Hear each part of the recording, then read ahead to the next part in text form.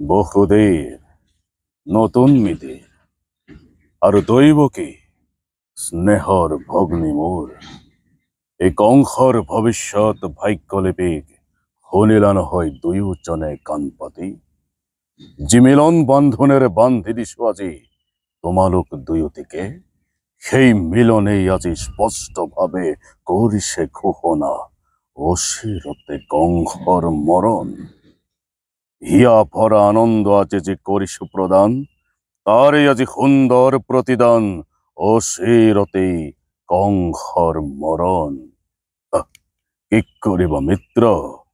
অমৃতত গরল উঠিল গরল বেশ কথা নহব অন্যথা কিন্তু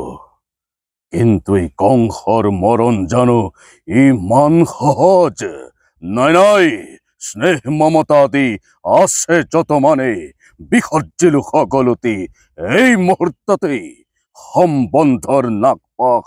দিলো তলিয়াই